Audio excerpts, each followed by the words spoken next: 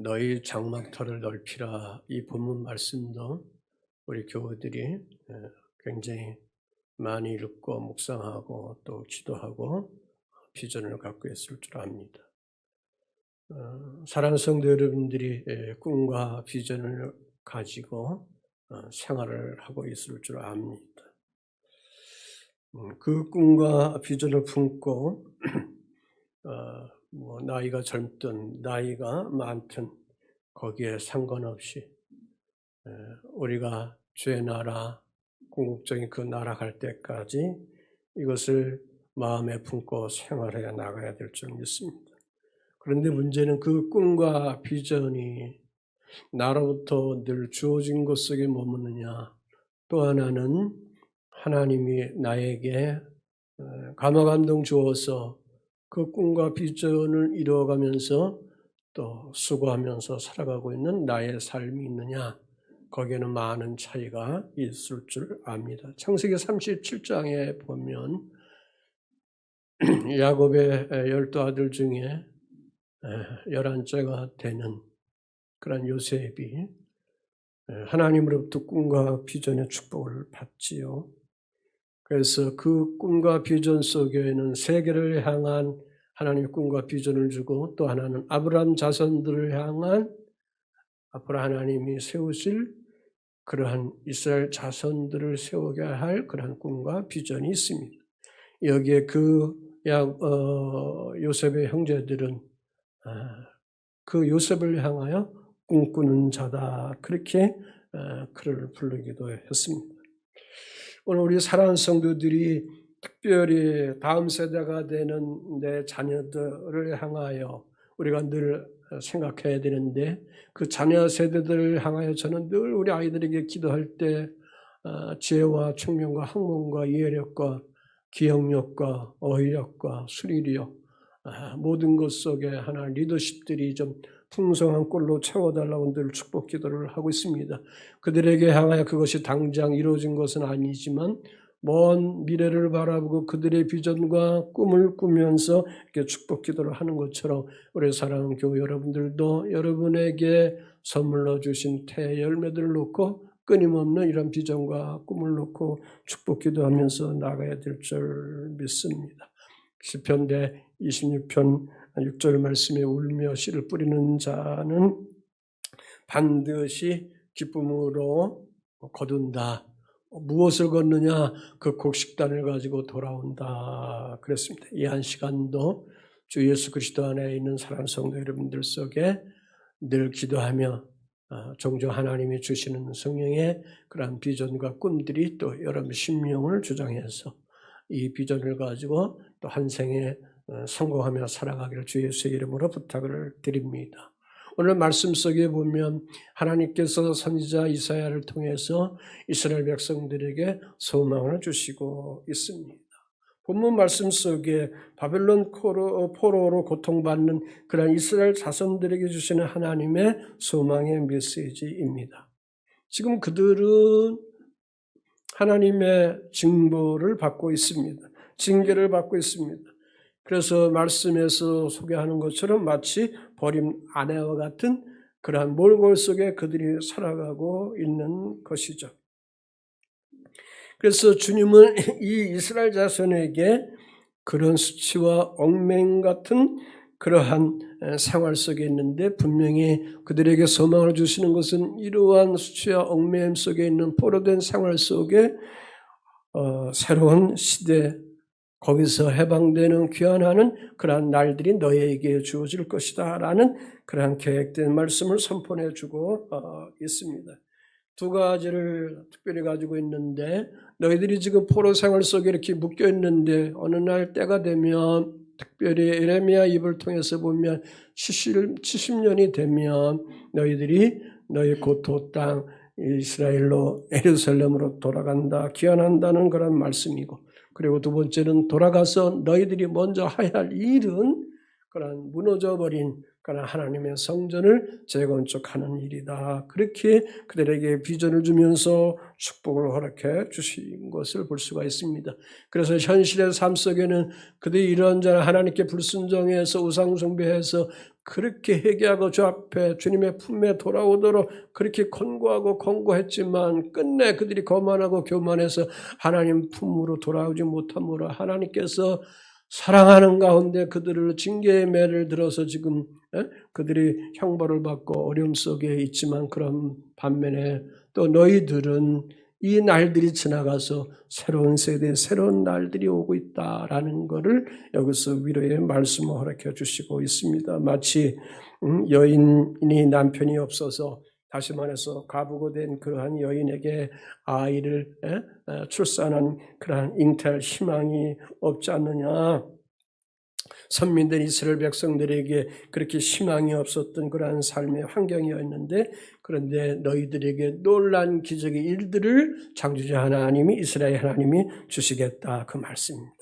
그래서 1절 말씀 속에 보면 혼례된 여인의 자식이 남편이 있는 여인의 자식보다 더 많은 자식을 얻는 그러한 복된 생활을 누리게 될 것이다. 그렇게 말씀해 주고 있는 것입니다. 그래서 1절 말씀 속에 보면 잉태하지 못한 너는 외쳐 노래하라 그랬습니다. 여기에 너라는 그러한 이 단어를 보면 그 1절 말씀에 잉태하지 못하며 출산하지 못하며 상고를 겪지 못하며 홀로 된 여인을 가리키는 그러한 말입니다.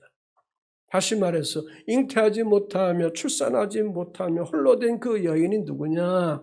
무너져버린 시온, 예루살렘 하나님의 성전을 거기서 이야기하고 있는 것입니다. 그래서 이 가부들은 특별히 희망이 없이 그들이 살아갑니다. 출산할 수 없는 그러한 희망이 그들이 없어졌기 때문에 그런 것입니다. 이처럼 이스라엘 백성에게 있어서 지금 포로된 생활 속에 그들이 거하고 있기 때문에 아무 희망 없이 그들이 이방 나라에 묶여서 괴로움 속에 조롱 속에 핍박 속에 그들이 살고 있는 그러한 모습 속에 있다는 것입니다. 그래서 이스라엘 백성 자체가 볼 때에 선민 애굽 자손들이 이스라엘 자손들이 바벨론 포로로 말미암아 끌려가서 우리 민족이 이제 다 대가 끊어지는 것은 아닌가 그렇게 그들이 심각하게 생각을 했었다는 것입니다. 마치 가부가 자식을 못 낳아서 절망과 수치를 갖게 되는 것처럼 시온 예루살렘이 수치와 절망에 처해 있다는 애절한 노래를 여기서 지금 외치고 부르고 있는 것입니다. 그런데 반전이 생기는 거죠. 혼례된 여인의 자식이 남편 있는 자의 자식보다 많다 그랬습니다. 많다. 가부가 남편 있는 여인의 자식보다 가부의 자식들이 더 많아진다?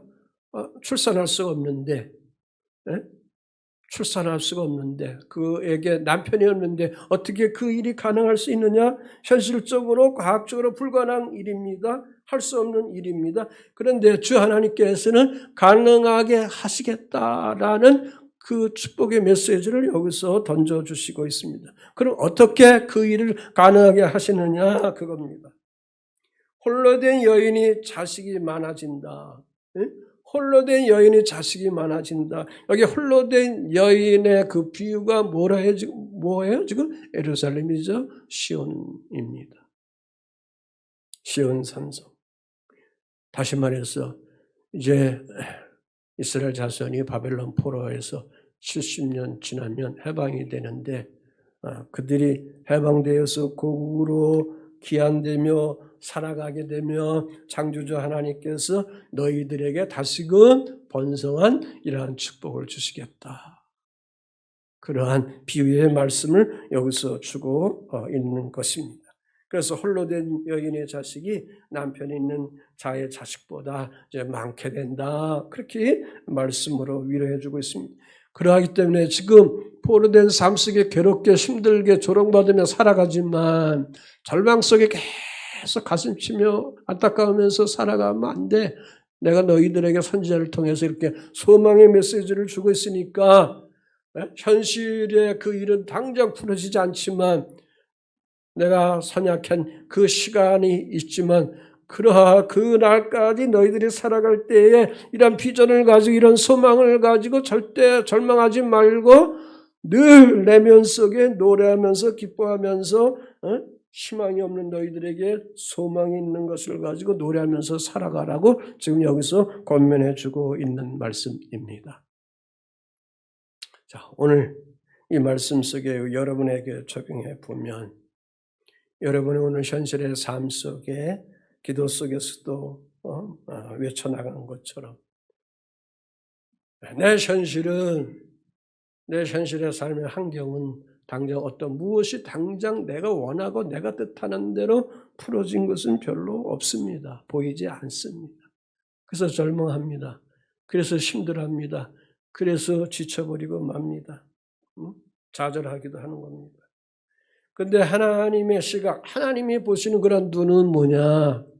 네가 예수의 사람이면 주는 그리스도에서 살아계신 하나님의 자녀된 사람이라면 그 정체성을 네가 확고하게 가지고 있는 구원받은 하나님의 사람이라면 오늘 현실의 삶 속에 너에게 이렇게 여러 가지 삶의 어려움과 절망적인 것밖에 될 수밖에 없는 그러한 힘든 생활이 있지만 그러나 나 여호와는 나 주 창조주 하나님은 너희의 그 생활을 속히 풀어서 하나님의 번영과 행복과 즐거움을 주의 자녀된 너희들에게 선물로 주겠다라는 것이 하나님의 말씀인 줄 믿습니다. 그러므로 오늘 우리는 내 현실의 삶이 당장 어떤 무엇이 풀려지지 않는다 하더라도 우리에게는 뭘 가지고 있습니까? 예수 그리스도를 영접하는 그러한 하나님의 특권성을 가지고 있습니다. 하나님의 택한 백성, 제사장된 그러한 영적인 주의 자녀된 백성의 정체성을 가지고 있으니 주께서 주시는 그런 말씀의 법을 가지고 당장 내 현실의 삶 속에는 되는 거 없지만 풀려지는 거 없지만 가진 건 없지만 내 마음속에 하나님이 주신 위로의 말씀 소망 하나가 있는데 후일에 가질 수 있어. 후일에 많이 누릴 수 있어. 후일에 모든 것들이 행복하게 되어갈 수 있어. 오늘 현실의 삶이 구원의 주 다시가 죽으셨다가 다시 부활하신 예수 그리스도로 말미암아 주의 자녀된 나를 향한 하나님의 부활의 영광과 다시 살게 하시는 다시 회복하게 하시는 하나님의 기적의 사건의 역사들이 드러나게 된다라는 그러한 소망을 가지고 오늘 우리들이 살아가야 될 줄 믿습니다. 그래서 그것을 위해서 우리가 믿음을 실어서 주 하나님 앞에 자꾸 올려드려라. 올려드리는 것이 바로 그게 뭐냐? 기도다. 그게 기도. 아멘이시죠? 그 일을 내 자녀들을 볼 때 당장 어떤 열매가 안 보이는 것 같아도 그들이 수고하고 그들이 땀 흘리고 열심히 일하고 있는데 그 결과에 따른 그러한 날과 시간의 역사가 분명히 있다. 내가 누군가? 나는 하나님의 자녀다 그거죠. 복음 안에 거하고 있는 하나님의 자녀, 택함 받은 하나님의 자녀이기 때문에 나의 자녀들을 향하여 하나님이 기록한 하나님 말씀 가지고 선포하고 있는 이상 내 자녀들 속에 하나님의 약속과 그 날들을 통하여 그 시간을 통하여 하나님의 카이로스의 시간을 통해서 열매를 얻는 성취하는 그 날들이 주어지게 된다라는 기쁨을 가지고 믿음으로 여러분이 기도하면서 나가야 될 줄 믿습니다. 이스라엘 백성들처럼 나는 지금 버림받은 그러한 아내야 포로 생활하면서 얽매이면서 수치받고 있는 그러한 사람이야 과부로서 내가 살아가고 있는 그러한 염려 속에 살아갈 수밖에 없는 그러한 사람이야 그렇게 하면 안 된다 그 말씀입니다. 과부가 후일에 자식 있는 아내들보다도 더 많은 자식을 얻을 수 있다 하는 소망을 가지고 살아가는 것입니다. 왜? 하나님이 찾아오셔서 회복의 날들을 부어주시기 때문에 그런 것입니다. 그래서 사도 바울도 고린도에서 말씀하시는 것처럼 그리스도 안에서 늘 주의 백성들이 뭘 가지고 살아가야 되느냐? 소망을 가지고 살아가라. 특별히 2025년도에는 오늘 우리들에게 특별히 그리스도인들 속에 주시는 말씀은 소망을 가지고 살아가라는 말씀입니다. 아멘. 오늘 아침에도 이렇게 저렇게 뉴스를 보니까 어느 나라는 또 유럽의 그리스, 스페인 같은 데 너무 더워가지고 또 산불이 나가지고 엉망진창이 되고, 또 어느 나라는 중국, 광저우 같은 이런 남쪽에는 지금 태풍이 불어가지고 쑥대바다에서 다 물바다 돼가지고 난리가 되고, 알래스카 이쪽에는 또한 빙하가 녹아가지고 강가에 가까이 건축한 집들이 다 떠내려가 버리고 하는 그러한 어떤 질서가 안 보이는 그런 혼돈 속에 오늘 우리들이 지금 살아가고 있습니다. 이럴 때 진리의 하나님 말씀을 부여잡고 살아가는 오늘 우리들은 그러한 현실 속에 그 흐름들을 통해서 우리가 왔다 갔다 좌절하면서 가슴 치면서 살아가면 안 된다. 그겁니다. 예수는 주의 진리 아버지가 주신 그 사명 담당하기 위해서 왔다 갔다 하지 않고 오직 아버지가 주신 그 세계를 바라보고 십자가에서 못 박히든 창에 찔려서 피를 흘리든 물을 쏟든 거기에 초점두지 아니하고 다시 살아나는 부활의 날을 향하여 나갔다는 것이죠. 아멘이시죠.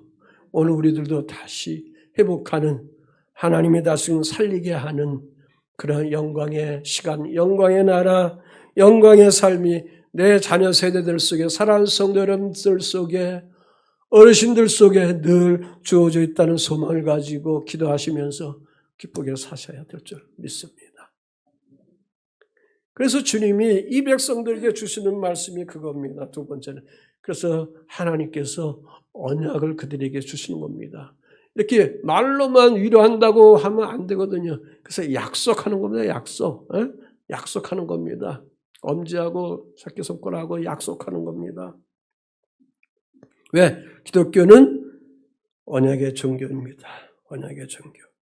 아멘. 계약의 종교입니다. 그래서 특별히 구약 성경을 보면 하나님께서 이스라엘 백성들과 맺은 그런 언약이 얼마나 많이 나옵니까? 약속이 얼마나 많이 나옵니까? 신약 성경에서도 오늘 이방인 우리들에게 복음을 주셔서 구원받게 하도록 하시면서 다시 오실 제 이름의 주 예수 영광 안에 거하기 위해서 주시는 그런 언약의 말씀이 얼마나 많이 있습니까? 그래서 우리가 창세기부터 계시록까지 한 장 한 장 이렇게 책을 넘기다 보면 거기에는 무엇이 쏟아져 나옵니까? 하나님의 언약의 말씀이 우리에게 주어지고 있는 것입니다. 아멘. 요즘에 제가 2년 동안 성경을 이제 2번 통독하면서 300일, 365일이 아니라 300일을 정해서 주일날 쉬고 또 연초에 좀 쉬고 해서 300일 그렇게 하면서 성경을 보는 그런 팀들이 있는데 그래서 거기서 쓴 글 가지고 지금 이제 책을 내려고 열심히 제가 이제 편집을 하고 있습니다. 아주 그냥 엉덩이가 아주 불이 납니다. 힘이 듭니다.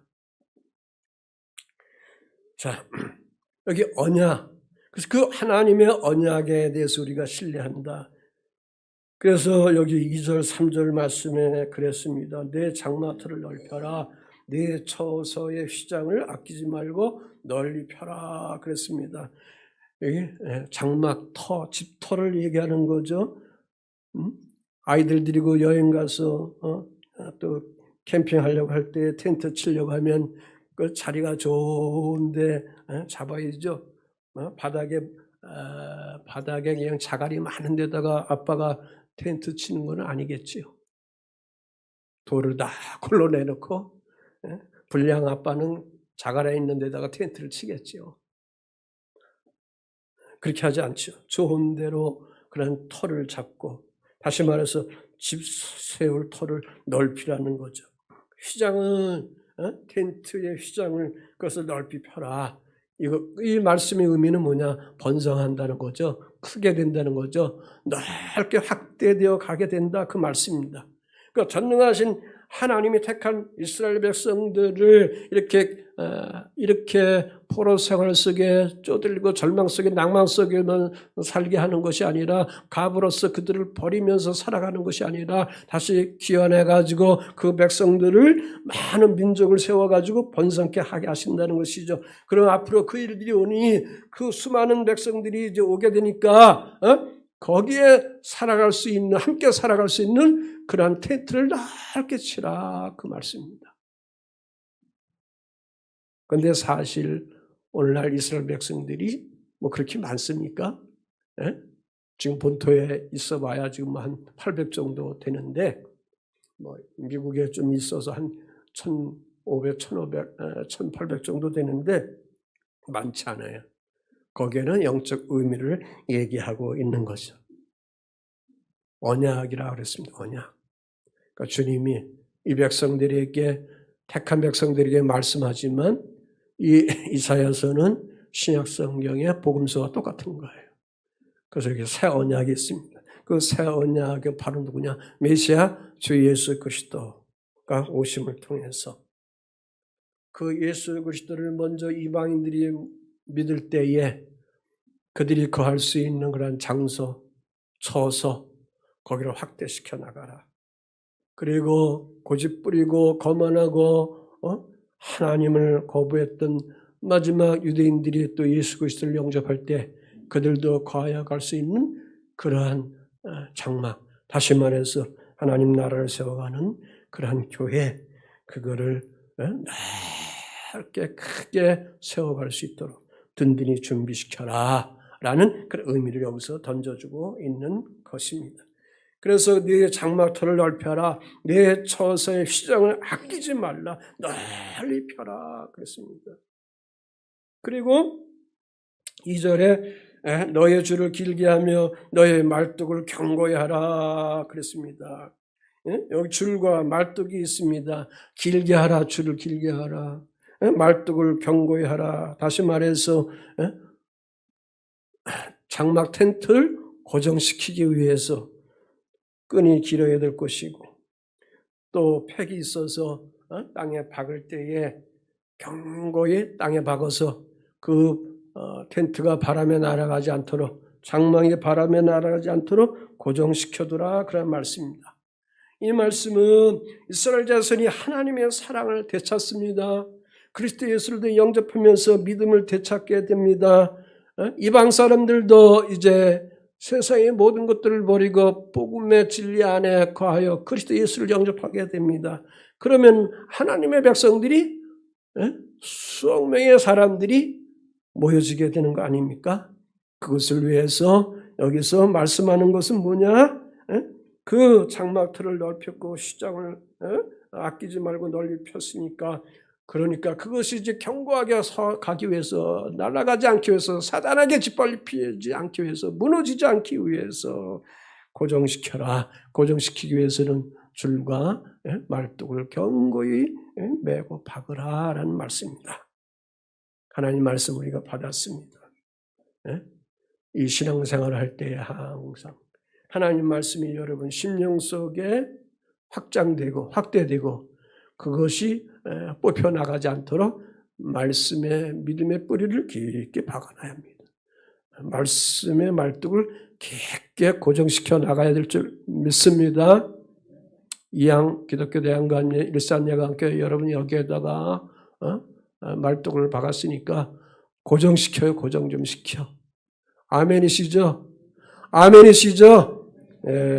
여러분 세대, 자녀 세대도 계속 그렇게 해서 나가면 얼마나 좋겠습니까?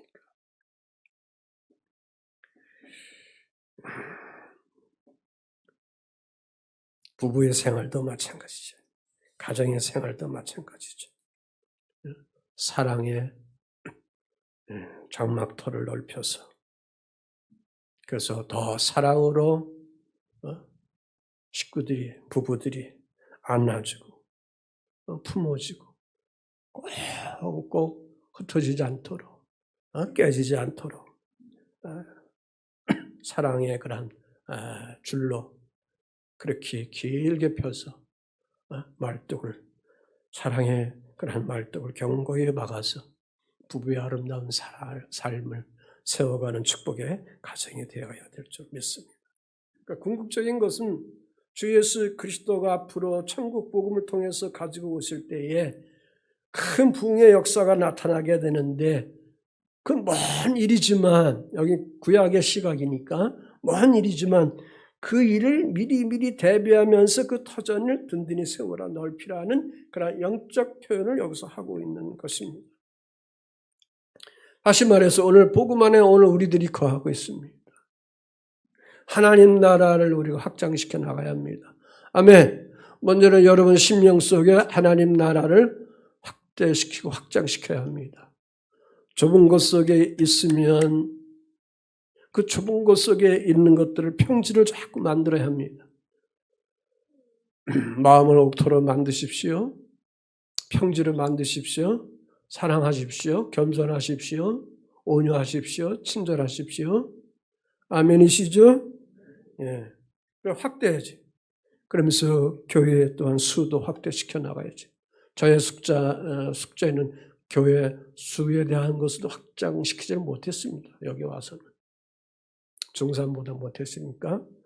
그거는 이제 후대에 목회자가 풀어가야 할 일 중에 하나고 우리 교우들이 또 풀어가야 할 그런 숙제 중에 하나인데 자부심을 갖는 것은 그래도 수에 관계없이 사랑하는 교우 여러분들이 밖에 나가서 하나님의 일들, 연합하는 일들을 할 때 보면 하나님 나라를 확장시켜 나가는 견고한 줄이 되고 말뚝이 되어 가는 것을 보고 위로를 제가 받고 있습니다. 아멘. 아멘. 자, 그런데 여기 보니까 네가 좌우로 퍼지며 네 자손은 열방을 얻는다. 3절에 그랬습니다. 세력과 영향력을 여기서 말하는데 그것을 확장한다는 그런 약속이죠. 내 자손은 열방을 얻는다 그랬습니다. 이스라엘의 후손이 그러한 열방, 다른 나라들, 외국 나라들을 말하는데 거기에 번성하고 영향력을 끼치도록 그렇게 하겠다는 것입니다. 퍼지다와 자손이라는 것은 구약성경에 보면 하나님이 이삭과 언약을 맺은 그런 말씀이죠. 창세기 28장 14절 말씀인데 같이 한번 읽어보죠. 시작. 네 자손이 땅에 티끌같이 되어 네가 서쪽과 동쪽과 북쪽과 남쪽으로 퍼져나갈지 땅의 모든 족속이 너와 네 자손으로 말미암아 복을 받으리라. 야곱이 혼자 부모를 떠나서 외삼촌 라반의 집에 갈 때에 어떻게 할지도 모를 때에 꿈에 하나님이 나타나서 그에게 계시해 주신 꿈과 비전에 대한 말씀을 그가 부여잡고 나가는 그런 언약이죠. 언약. 열방을 얻는다. 그것은 모세와의 그런 언약의 관계에서도 우리가 볼 수가 있는데 신명기 11장 23절에 여호와께서 그 모든 나라 백성을 너희 앞에서 다 쫓아낼 것이라 너희가 너희보다 강한 나라들을 차지할 것이다.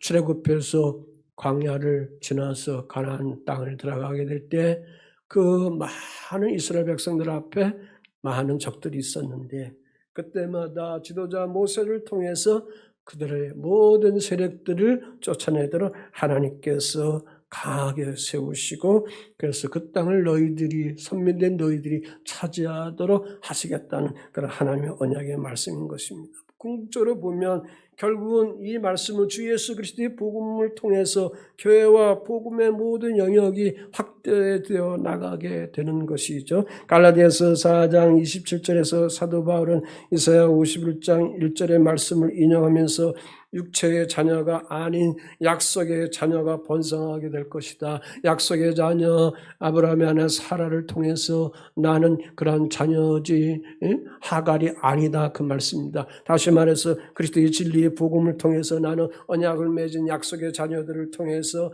이 땅에 하나님 나라를 세우고 하나님 왕국을 세우고 주의 나라를 확장시킬 것을 여기서 말씀하고 있는 것입니다. 그래서 우리가 사도행전에 보면 오순절날에 성령이 그들 속에 임했을 때에 성령의 이끌림을 받아서 두렵고 걱정스럽고 늘 권력과 정치 세력, 종교인들의 눈을 피해서 있던 예수의 제자들이 성령 세례를 받고 담대함을 가지고 사도 바울과 요한을 비롯해서 여러 그러한 제자들이 성령에 이끌려서 천국 복음을 전하지 않습니까? 그때에 그 사도들이 복음 전할 때 3,000명이 모이고 5,000명이 모이고 그러면서 이방인들까지 그리스도 예수를 영접해서 예루살렘에 어느 날 갑자기 10,000명이 넘는 그러한 교회가 형성되지 않습니까? 그래서 그 뜨거운 사람들이 주 하나님을 경배하고 그리스도 안에 하늘나라 된 백성으로 살아가게 되는 것을 볼 수가 있습니다. 이렇게 유대인과 모든 민족에게 복음이 전파된다는 것이죠. 그래서 하나님의 백성이 되는 것을 여기서 지금 예표하고 있는 그런 내용의 말씀입니다. 하나님 나라 확장이 이렇게 진행된다는 그런 말씀입니다. 그래서 예수님이 말씀했습니다. 마태복음 11장 28절 수고하고 무거운 짐진 자들아 다 내게 오라 내가 너희를 쉬게 하겠다. 하나님 나라가 확장되어 가기 위해서는 장막을 넓히며 그 줄과 또한 말뚝을 견고히 받기 위해서는 인생의 모든 공고한 인생들이 어려움과 타락 속에 있는 인생들이 창조주 하나님 형상으로 빚어준 그 하나님의 진리를 알고 주님 앞에 나와 진정한 쉼을 취할 때, 안식을 취할 때에 바로 거기에 하나님 나라 왕국이 세워지게 된다는 그런 말씀을 여기서 우리에게 허락해 주시고 있습니다. 그것을 위해서 오늘도 우리는 이러한 믿음의 생활, 영성의 생활을 하고 있는 것입니다. 그래서 이러한 비전을 보고 우리는 열심히 기도하고 말씀 속에 살아가야 되고 섬기고 서로 용서하고 또 전도하면서 그러면서 하나님 나라를 넓혀나가는 복음 확장하는 데 열정을 다해야 합니다. 그러면서 3절 말씀에 보면 황폐한 성읍들을 사람 살 곳이 되게 한다 그랬습니다. 예루살렘 도성은 다 무너져 버렸습니다. 이스라엘 땅은 다 황폐한 땅이 되어버리고 말았습니다. 버려진 땅이 되어버리고 만 것입니다. 그런데 하나님께서 70년 지나면 그 땅을 다시 회복시킬 것이다. 예루살렘 땅을 회복시켜 주실 것이다. 다시 그곳에 택한 선민들 이스라엘 백성들을 그곳에 모여서 살아서 많은 수의 백성들이 살아갈 수 있도록 그렇게 하겠다. 황폐한 성읍들에 사람이 살도록 그렇게 하겠다. 과거에 얽매지 아니하고 하나님께서 언약을 얻으신 그러한 약속의 말씀, 이 미래를 향하여 미리미리 오늘 현실 속에 이런저런 어려움 속에 고난 속에 처해 있지만 거기에 늘 부여잡고 답답함으로 억울함 속으로 있지 말고 비전을 바라보고 그날을 향하여 거룩한 눈물을 흘리고 거룩한 외침을 하나님께 올려드리고 거룩하게 하나님께 나와서 겸손하게 예배하면서 주의 백성으로 살아가는 그런 준비를 하라. 그렇게 여기서 강하게 요구해 주시고 있는 줄 믿습니다. 예수님이 하나님 나라 천국 복음에 대해서 말씀을 전할 때에 어떤 사람이 자기 밭에 심은 겨자씨 하나를 갖다 하나님 나라는 천국은 어떤 한 사람이 자기 밭에 겨자씨 하나를 심은 것 같다 그랬습니다. 겨자씨 이거는 손에 올려놓고 이야기하다 하면 콧바람에 다 날아가 버리는 그런 씨에 불과합니다. 먼지와 같습니다. 티끌과 같습니다. 그런데 이것이 심어지면 자랍니다. 자라면 성경에 보니까 풀보다 커져서 나무가 되고 그런 다음에 새들이 와서 깃들게 된다. 그렇게 마태복음 13장 31절에 말씀해 주고 있습니다. 특별히 중요한 것은 그 겨자씨 나무에 새들이 와서 깃들게 된다. 그 말씀입니다. 하나님 나라 확장을 여기서 말씀하고 있는 것입니다. 황폐한 성읍이었는데 황폐한 인생이었는데 황폐한 인생으로 별 볼일 없는 그러한 사람이었는데 그 별 볼일 없는 그 사람이 예수 그리스도의 복음의 진리를 얻고 받고 새 사람이 되고 변화되어서 그가 살아가고 있을 때에 그 사람의 인격과 사랑과 아름다움을 통해서 그 사람 속에 많은 사람들이 와서 깃들며 생활하고 대화하고 식사 나누는 아름다움을 갖게 되는 것을 여기서 말씀하고 있는 것이죠. 사랑하는 성도 여러분들이 예수 믿었습니다. 가족 속에서 살아갑니다. 그럼 예수 믿었으면 여러분 속에 많은 사람들이 깃들어야 되지, 꼬챙이가 되고 가시가 되고 압정같이 아주 찔러버리는 그런 사람이 돼가지고 다 흩어버리는 그러한 인생이 돼서는 안 된다 그 말씀입니다. 크게 좀 아멘 하세요. 근데 의외로 이러한 사람이 교회에 많아요. 왜? 이런 사람들이 주로 종교인들이거든요. 율법주의자들이거든요. 서기관들 같이. 그 말씀의 법대로만 살아가려고 하는 거죠. 그러나 예수님은 그러지 않았습니다. 못된 일을 하는 사람들 용서하십니다. 그리고 그들 어떻게 합니까? 다 품으십니다. 그래서 하나님 나라를 세워가게 되는 겁니다. 자, 그러므로 이스라엘에게 소망이 있고 그 소망 속에 하나님의 언약이 있습니다. 그 하나님은 어떤 하나님이냐? 이스라엘의 거룩한 구속자가 되시는 하나님이다. 사랑하는 성도 여러분에게도 구원자 되시는 하나님인 줄 믿습니다. 아멘. 자, 지금 주님은 예루살렘을 한 갑으로 비유했습니다. 그래서 젊은 시절의 고난, 거기에는 부끄러움이 있었습니다. 다시 말해서 죄로 인해서 포로가 되고 심판을 받았습니다. 그런데 이제 하나님께서 날이 되면 때가 되면 그걸 다 덮어주고 있게 하신다 그 말씀입니다. 그것이 오늘 결론적으로 4절 5절의 말씀이에요. 4절 5절의 말씀. 두려워하지 말라. 내가 수치를 당하지 아니하리라. 놀라지 말라. 내가 부끄러움을 보지 아니하리라. 내가 내 젊었을 때 수치를 잊겠고 가부 때의 치욕을 다시 기억함이 없으리니 이는 너를 지으신 이가 누구라고요? 내 남편이다. 그의 이름은 만군의 여호와다. 내 구속자는 이스라엘 거룩한 이시다. 그는 온 땅의 하나님 일컬음을 받는 그런 하나님이시다. 아멘. 그래서 복음 안에 있는 주의 사람들, 고난과 아픔 속에 있는 이 이스라엘 백성들에게 너 두려워하지 마, 놀라지 마라, 부끄러움을 속에 이제 살아갈 필요가 없어. 너의 과거의 모든 삶, 죄로 인해서 주어져서 징벌받은 이 심판의 모든 거, 겪었던 고통, 이런 수치, 이제는 내가 그걸 다 씻어줬어. 그런 말씀입니다. 그래서 젊었을 때의 수치, 과거 이스라엘이 우상 숭배하고 불순종으로 하나님을 떠났던 그러한 부끄러운 시절을 얘기하고 있는 것이고, 과부 되었을 때의 치욕, 바벨론에게 멸망받고 하나님의 보호를 잃어버렸던 상태를 여기서 표현하고 있는 것입니다. 그럼에도 불구하고 하나님께서는 택한 이스라엘 백성들을 영원히 버리지 않고 그들을 긍휼과 사랑으로 감싸주시는 하나님이다. 다시 회복하신 하나님이다. 그 하나님이 여러분의 하나님이 되셔야 합니다. 나의 하나님이 되셔야 합니다. 내 편 되시는 하나님이 되어 나가야 될 줄 믿습니다. 그래서 주님은 주의 백성들에게 말씀하고 있는 겁니다. 너의 수치, 부끄러움 더 이상 창조주 나 이스라엘 하나님 내가 그거 이제 기억하지 않아. 다 잊었어. 그 말씀입니다.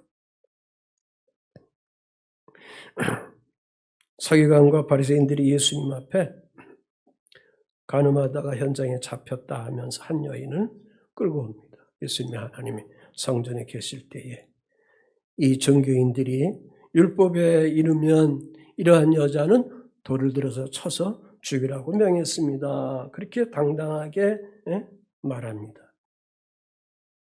그런데 선생님 당신은 이 여인을 향하여 어떻게 하실 것입니까? 그렇게 묻습니다.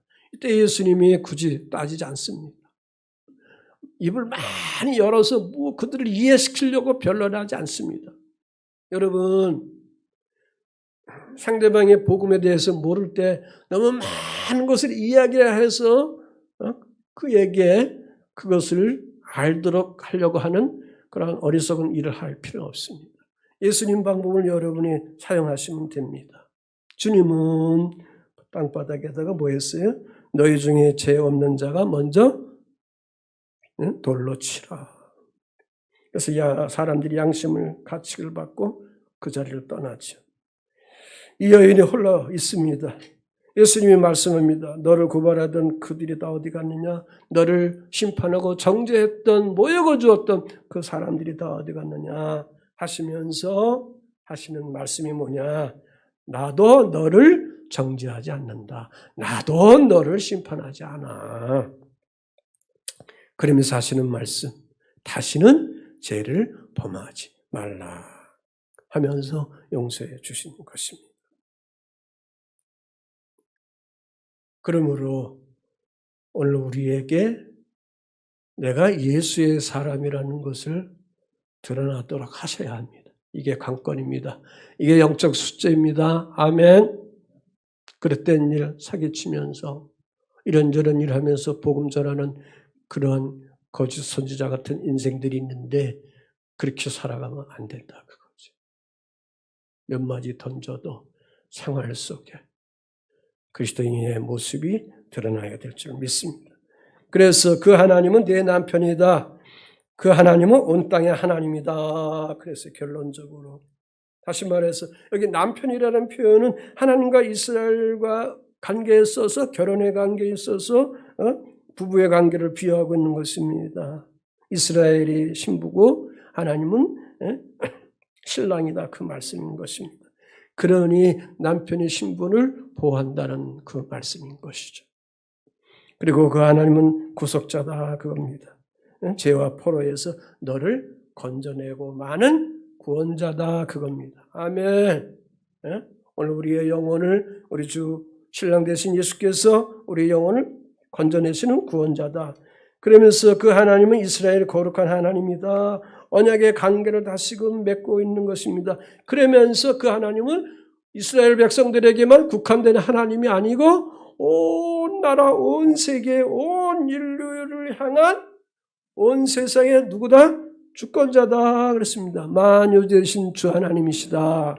아멘. 그래서 주 예수 그리스도가 오셔서 온 세상을 다스리게 하시는 구원의 영광과 구속의 사랑을 허락해 주시는 거라는 말씀입니다. 아멘. 자, 그래서 로마서 3장에 보면 사도 바울이 유대인들에게 그랬습니다. 유대인의 하나님은 하나님이냐? 아니야. 이방인을 위한 하나님이다. 그렇게 말하는 거예요. 그게 로마서 3장 29절 속에. 하나님은 다만 유대인의 하나님이시냐? 또한 이방인의 하나님은 아니냐? 진실로 이방인의 하나님도 된다. 그겁니다. 아멘. 아멘. 다시 말해서 유대인이나 이방인이나 다 주 예수 그리스도 앞에 나오면 성령으로 거듭난 모든 성도들은 그 교회, 그 성도들은 그리스도와 어떤 관계로 승화되느냐 신부와 신랑의 관계로 된다라는 그러한 비유의 말씀인 것입니다. 아멘. 그래서 이 땅에 복음 안에 그리스도 안에 있는 사랑하는 성도 여러분, 교회된 여러분, 여러분이 신부입니다. 예수님은 다시 오실 신랑 예수입니다. 그래서 마지막 때 오늘 우리들이 해야 할 일, 지난해 제가 말씀드린 것처럼 신부로서 세마포 준비를 잘 해서 그래서 신랑과 함께 진정한 하늘의 영생의 황홀한 잔치를 해 나가는 거기에 들어갈 수 있는 그러한 예복을 준비하면서 살아가는 하나님의 자녀들로 오늘 우리들이 살아가야 된다 그 말씀입니다. 결론적으로 그래서 이스라엘 자손이 마치 버림받은 아내 같았었는데 남편이 없는 그러한 여인 같았었는데 민족이 끊어지는 같은 그러한 포로 생활 속에 국한되는 것 같았는데 오늘 하나님께서 그 백성들을 그 포로의 묶임에서 다 풀고 귀환시켜 주셔서 무너졌던 예루살렘 하나님 성전을 재건축해서 다시금 번성시키게 하시는 것입니다. 오늘 우리의 삶의 자리도 이런저런 상황 속에 어떤 결과와 어떤 열매가 잘 보이지 않는 것 같이 어려움과 힘든 것 속에 있지만 주 하나님은 오늘도 우리에게 두드리면서 말씀하는데 너 과거에 자꾸 있지 마라. 너 지난날 그래 한 상처 속에 있는 곳으로 자꾸 있지 마. 그걸 좀 넘어가면 안 되겠느냐 그 말씀입니다. 아멘. 넘어가라. 넘어간다는 말은 내가 너를 통해서 번성의 축복을 주겠다 하는 이 비전, 이 꿈을 오늘도 그리스도의 진리의 복음을 통해서 우리에게 허락해 주시고 있습니다. 새 일을 다시 시작하신다는 것입니다. 아멘. 새 일을 다시 하시기 위해서 우리의 숙제가 있습니다. 옛 것을 버려야 합니다. 그리고 새 나라를 향하여 갑니다. 다시 말해서 옛 피조물을 벗고 새 피조물로 거듭나야 됩니다. 아멘. 육신의 삶 버리고 영의 삶으로 여러분이 거듭나야 합니다. 이것은 오직 복음 안에 있습니다. 오늘도 이러한 믿음을 가지고 하나님 나라를 확대시키며 건강한 삶, 축복의 삶을 향하여 살아갈 수 있는 우리 사랑교회 여러분이 되시기를 주 예수의 이름으로 응원하고 축복을 드립니다.